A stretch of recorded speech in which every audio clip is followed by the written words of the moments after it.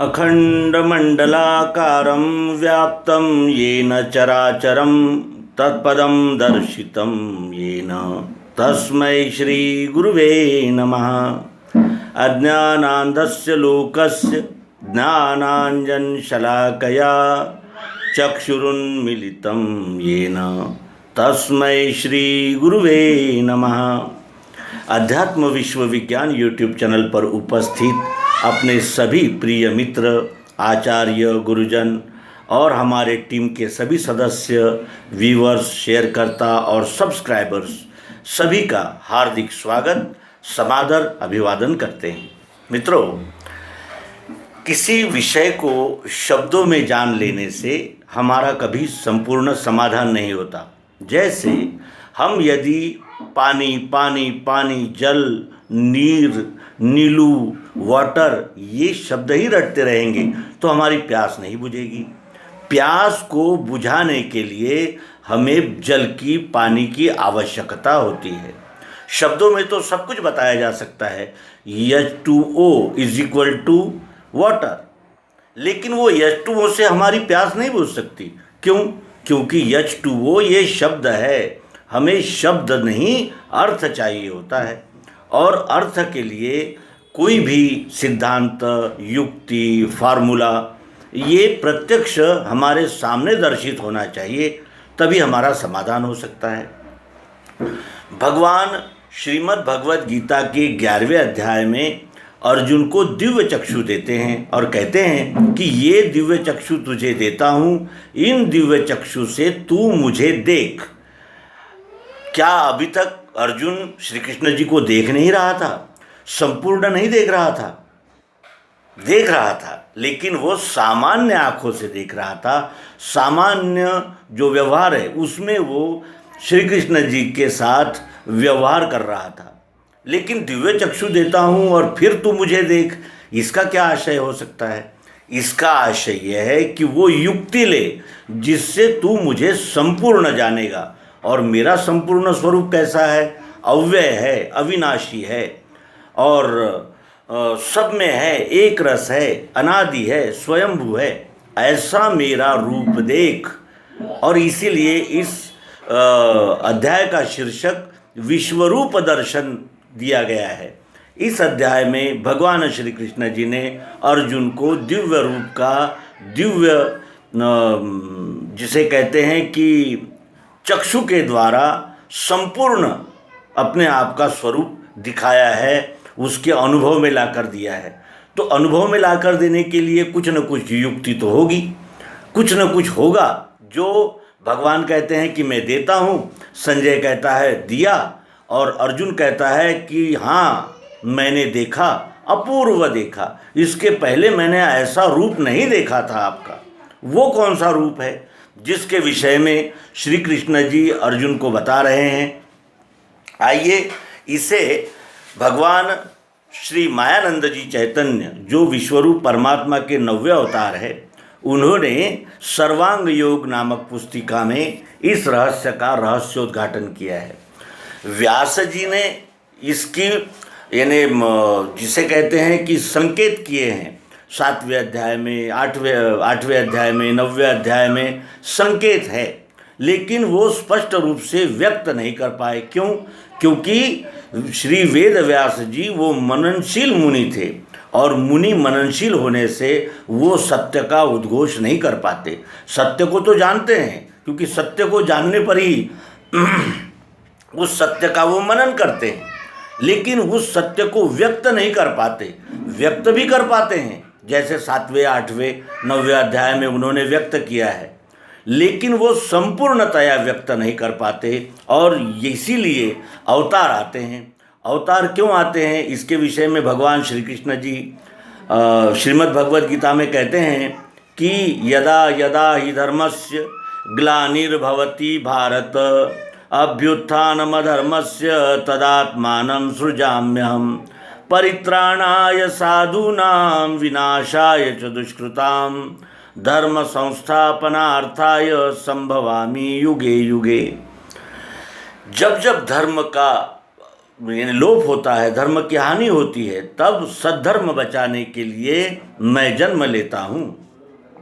और इस प्रकार जन्म धारण करके परित्राणाय साधुनाम यानी साधु वृत्तियों का रक्षण और दुष्कृतों का नाश, यही कर्तव्य लेकर मैं इस जगत में बार बार आता हूँ। हर युग में 10 अवतार होते हैं और वो 10 अवतार इसी धर्म संस्थापना का कार्य करते हैं। कोई अवतार आता है जो शस्त्र के बल पर धर्म की स्थापना करता है, तो कोई ज्ञान विज्ञान देकर करता है। उसी प्रकार इस युग में श्री मायानंद जी चैतन्य ये बुद्धि का बल लेकर आए और बुद्धि के द्वारा मानव जाति के चित्त में, मानव जाति के संपूर्ण व्यक्तित्व में प्रकाश भरने के लिए, उनके जीवन को प्रकाशित करने के लिए, ये सहस्त्रशाह खंडित मानवता को एक सूत्र में जोड़ने के लिए वो आए और उन्होंने दिव्य चक्षु का प्रचार किया। और यही दिव्य चक्षु है जो भगवान श्री कृष्ण जी ने अर्जुन को दिए। आइए इस दिव्य चक्षु को हम प्रत्यक्षतः देखें। इसको देखने के लिए हमारे पास 8 साधन हैं। 8 साधन हैं। यच्चावत मानव मात्र के पास ये 8 साधन उपलब्ध है और साधन संपन्न मानव अपने साधनों का उपयोग भोग, ऐश्वर्य, मान, सम्मान इसी के लिए कर रहा है। वो अपने मूल लक्ष्य को भूल गया है और उसका मूल लक्ष्य है मैं कौन हूँ ये जानना। क्योंकि 4 खानियाँ जो उद्बीज, स्वेदज, अंडज और जारज, ये 4 प्रकार की खानियाँ हैं और इन चारों प्रकार की खानियों में केवल मनुष्य ही जारज योनि का सर्वश्रेष्ठ प्राणी है। हम सबके पास उपलब्ध 8 साधन हैं। आँख, कान, नाक, त्वचा, जीभ, ये ज्ञानेंद्रिय है, बाह्यकरण है। इसके नंतर हमारे पास 5 कर्मेंद्रियां हैं। हाथ, पाँव, उपस्थ, गुदा और वाचा, ये कर्मेंद्रिय है। 5 ज्ञानेंद्रियाँ, 5 कर्मेंद्रियाँ। फिर हमारे पास अंतरेंद्रिया है जो अंतःकरण कहलाती है, जो हमारे अंदर होती है। वो क्या है? वो है मन, बुद्धि, चित्त और अहंकार। इस प्रकार ये साधन लेकर हम आए हैं और इसी साधनों को दिव्य करके, अब दिव्य करके का अर्थ यह है कि जैसे हम आँखों से देखते हैं तो किसी सीमित वस्तु को देखते हैं और सीमित भाव से देखते हैं, लेकिन जब ये आँखें एक रस संपूर्ण यच्चावत सृष्टि में व्याप्त तत्व को जानने के लिए चलती है, तब वो निरपेक्ष, सर्वग्राही और जिसे कहते हैं कि असीम व्यापक हो जाती है। कान सुनते हैं लेकिन एक विशिष्ट आवाज़ सुनते हैं, लेकिन जब ये कान इस विश्व के साथ एकात्मता, एक रूपता स्थापित करने के लिए सुनती है तो फिर वो व्यापक दृष्टि से सुनती है। तो कहने का आशय यह है कि आँखों से हमें रूप दिखता है, कानों से हमें आवाज़ दिखती है, नाक से हमें गंध दिखती है, यानी जीभ से हमें रस या स्वाद दिखता है और त्वचा से हमें स्पर्श दिखता है। अब मन से हमें 3 गुण दिखते हैं, बुद्धि से हमें एक ही तत्व का सब में कैसे यानी अस्तित्व है इसकी जानकारी होती है, और चित्त इस अनुभव को ग्रहण करता है, और अहंकार ये सबसे आने वाला जो सत्य ध्वनि है, सत्य का निनाद है, उसे स्वीकार करता है। अब हम क्रमशः देखेंगे, अपने अपने साधनों से देखेंगे कि ये किस प्रकार दिव्य चक्षु भगवान श्री कृष्ण जी ने दिए। सर्वप्रथम उन्होंने कहा कि तुम इन आँखों से देखो। इन आँखों से जब भी आप देखोगे तो इस अधिष्ठान, पिंड अधिष्ठान के सहित सब ओर देखो। जहाँ जहाँ आप देखोगे आँखों से रूप दिखेगा।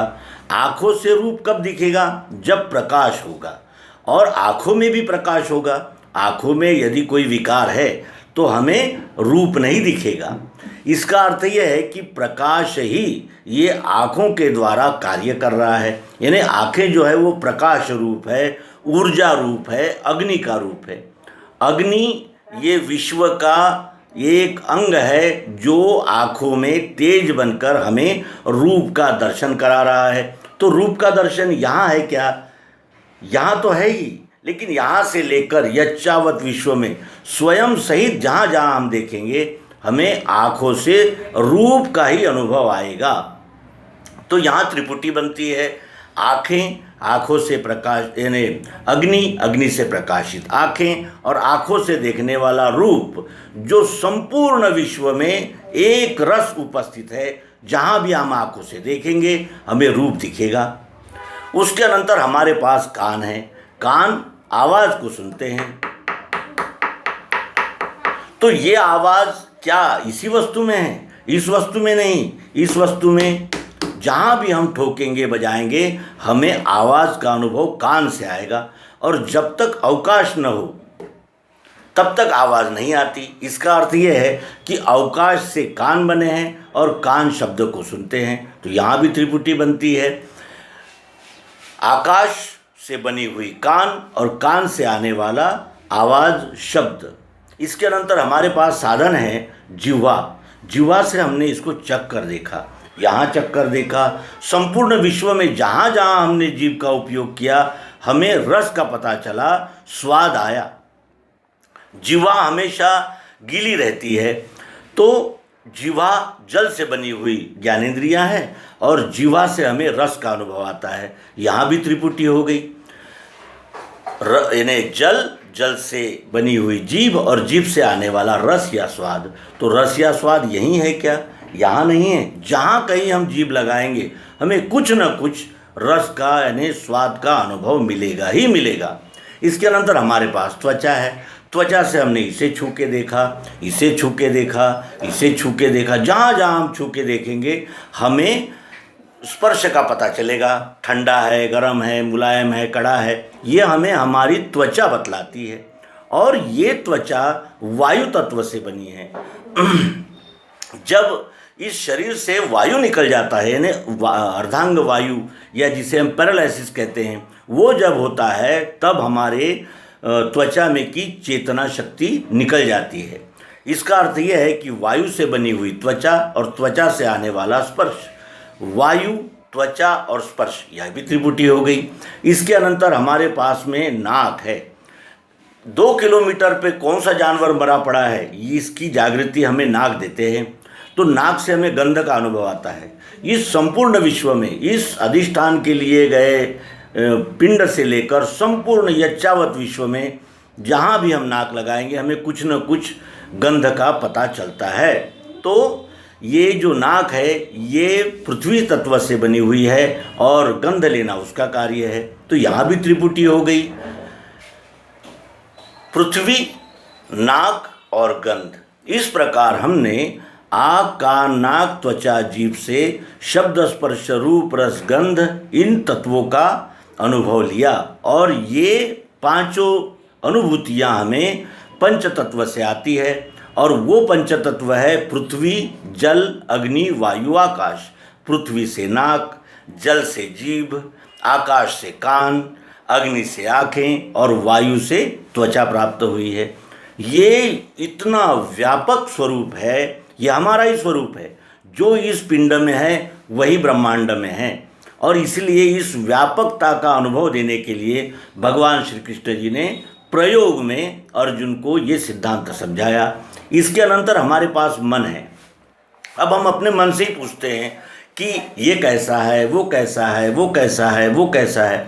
तो मन 3 प्रकार की गवाही देता है। कभी कहता है बहुत अच्छा है, कभी कहता है अच्छा भी है और थोड़ा सा बुरा भी है, और फिर कभी कभी कहता है कि ये तो बुरा है, निकृष्ट है, त्यागने योग्य है। ये 3 प्रकार के अनुभव हमें मन देता है। हम इस वस्तु पर प्रयोग करके देखें तो इसको हमने पीस कर घी के साथ फेंट कर खाया तो खाते समय बहुत अच्छा लगेगा, और पेट में जब जाता है तो हमारा जो दाह है वो शांत हो जाता है। इस अच्छे ही अच्छे अनुभव को शास्त्रीय भाषा में सत्वगुण कहते हैं, और इसका भी अनुभव मन ही लेता है। फिर हमने इसी वस्तु को पीस के जल के साथ मिलाकर सेवन किया। पीते समय अच्छा लगा, लेकिन जब 1-2 ग्लास जब पिया हमने तो क्या हुआ, इस वस्तु में जो शक्कर है वो हमारे पेट में गई तो वहाँ दाह जलन पैदा किया, और जल शीतल होता है जो हमारे सर में चढ़ गया तो हमें सर्दी जुकाम हो गया। यानी उपयोग में तो अच्छा लेकिन परिणाम में बुरा। इस प्रकार अच्छा बुरा मिश्रित अनुभव रजोगुण कहलाता है। और फिर तीसरा हमने यहाँ प्रयोग किया कि इस वस्तु को ऐसे ही चबाया तो क्या होगा, दांत गिर भी सकते हैं, मसूड़े छिलेंगे, और पेट में नीली शक्कर जाएगी तो वो पेट में भी दाह जलन पैदा करेगी। यानी उपयोग में भी बुरा, परिणाम में भी बुरा। इसे शास्त्रीय भाषा में तमोगुण कहते हैं। इस प्रकार हमने मन के द्वारा सतोगुण, रजोगुण और तमोगुण इसका अनुभव लिया। तो क्या ये तीनों गुण इसी वस्तु में हैं? यहाँ नहीं है। जब हम ज्ञान विज्ञान की चर्चा करते हैं तो सत्वगुणी भाषण करते हैं, जब हम व्यावहारिक बात करते हैं तो रजोगुणी बातें होती है, और जब हम अत्यंत निकृष्ट और यानी जिसे कहते हैं कि बेकार की बातें करते हैं तो वो तमोगुणी बातें हो जाती हैं। यानी हर वस्तु में ये तीन गुण हैं, प्रयोग करने पर उजागर होते हैं। इस प्रकार हमने पृथ्वी जल अग्नि वायु आकाश और सतोगुण से बुद्धि, रजोगुण से मन और तमोगुण से अहंकार का अनुभव इस वस्तु से लेकर यच्चावत विश्व में लिया। ये सगुण कहते हैं, इसे साकार कहते हैं, इसे दुर्गा कहते हैं, इसे प्रकृति कहते हैं, इसे माया भी कहते हैं, क्योंकि ये सतत रूपांतरण होता ही रहता है। जैसा रूप अब दिख रहा है थोड़ी देर बाद इसका ऐसा रूप नहीं रहता, क्योंकि वो सतत परिवर्तन होते रहता है। जो सतत परिवर्तन होता रहता है उसे प्रकृति कहते हैं, साकार कहते हैं, सगुण कहते हैं। इसमें 8 गुण है इसलिए इसे सगुण कहते हैं, और इन गुणों का कोई रूप नहीं है। ये चश्मा हमें अच्छा दिखाता है यानी क्लियर दिखाता है तो ये सत्वगुणी है, कुछ व्यत्यय लाते हुए दिखाता है तो रजोगुणी है, और फिर इस पर क्रैचेस आ जाते हैं तो यही तमोगुणी हो जाता है। यानी उपयोग करने पर ये तीनों गुण उजागर होते हैं। इसे प्रकृति कहते हैं, सगुण साकार।